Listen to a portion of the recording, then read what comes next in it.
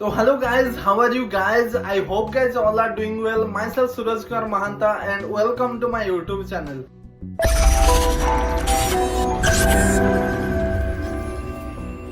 आज इसी वीडियो पे एक कॉमन सा हेल्थ इशू बारे में बात करेंगे, अस्थमा।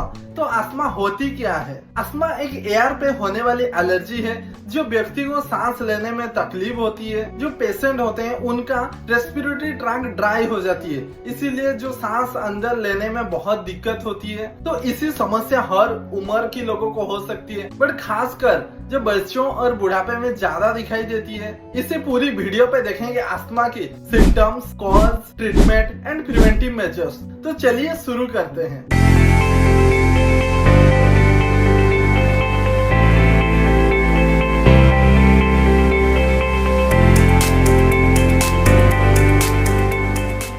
सिम्टम्स, अस्थमा में बहुत सारे सिम्टम्स दिखाई देते हैं, जैसे कि shortness of breath and difficulty in the breath. Asthma मरीज को सांस लेने में दिक्कत होती है क्योंकि उनका एयरवे में म्यूकस का फॉर्मेशन ज्यादा हो जाती है। उसके वजह से एयरवे में इन्फ्लेमेशन और कॉन्स्ट्रिक्ट हो जाता है और एयर पास होने में दिक्कत होती है। इसीलिए जो अस्थमा मरीज होते हैं उनको सांस फूलने जैसा फील होती है। व्हीजिंग एंड चेस्ट टाइटनेस, तो कुछ मरीज होते हैं, कुछ अस्थमा का पेशेंट होते हैं, उनको जैसे सांस लेते हैं वो साउंड होती है। और कुछ मरीज होते हैं जिसको कि भारीपन महसूस होती है चेस्ट पे। ये सब अस्थमा में दिखाई देती है। फीवर, तो अस्थमा में फीवर सुबह या शाम भी आ सकती। Cough and throat irritation, unpleasant breath odour, breathlessness, ये सब सिम्टम अस्थमा में दिखाई देती है। अगर आपको या आपका फैमिली में किसी को भी ये सिम्टम्स दिखाई दे रही है, तुरंत डॉक्टर से कंसल्ट करें और डिजीज का इलाज कराएं। तो कॉज, अस्थमा की बहुत सारे कॉज हो सकते हैं, जैसे कि एलर्जी। कुछ लोग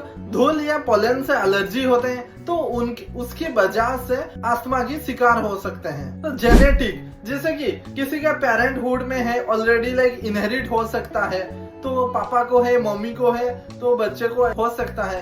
ये जेनेटिकली भी हो सकता है। एनवायरनमेंट, जैसे कि पोल्यूशन, एयर पोल्यूशन या धूल या स्मोक से, इसी में भी एलर्जी हो सकता है। इन्फेक्शन, तो कुछ लोगों के केस में इन्फेक्शन भी अस्थमा का कारण हो सकता है। तो लाइफस्टाइल, तो कुछ लोग स्मोकिंग या टोबैको सेवन से भी हो सकती है, और जैसे कि अनहेल्दी लाइफस्टाइल, उसके वजह से भी अस्थमा का कारण हो सकता है। जैसे अनहेल्दी डाइट, फिजिकल इनएक्टिविटी, तो उसके वजह से भी अस्थमा का कारण बन सकता है। ट्रीटमेंट, तो अस्थमा की ट्रीटमेंट मोस्टली मेडिकेशन या लाइफस्टाइल चेंजेस से किया जाता है।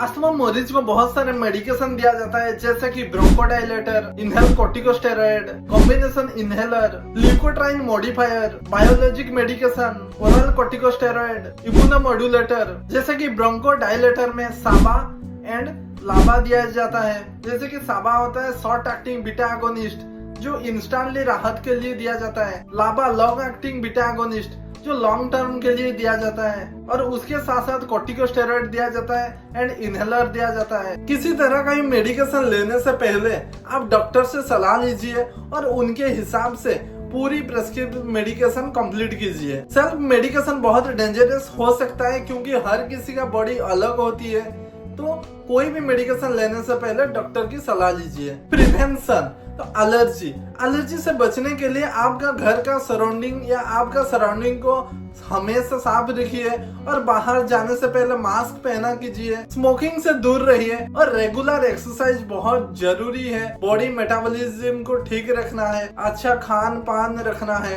और रेगुलर एक्सरसाइज, ये बहुत इंपॉर्टेंट होती है। तो ये सब अस्थमा के बचाव में बहुत हेल्पफुल करती है। तो दोस्तों, इसी वीडियो पे हम देखें कि अस्थमा डिजीज कॉम्प्लिकेटेड डिजीज है जिसमें कि सांस लेने में दिक्कत होती है, और इसी पूरी वीडियो पे हम जाने की symptom, cause, treatment and prevention. तो आपको ये सब चीजों का ध्यान देना है। तो that's it from this blog. अगर आपको इस वीडियो पसंद आया है तो लाइक, शेयर एंड सब्सक्राइब करें। अगर आपको कोई सवाल या सुझाव है तो आप कमेंट में लिख कर बताएं। हम मिलेंगे अगली वीडियो पे, तब तक के लिए स्वस्थ रहिए, मस्त रहिए। धन्यवाद।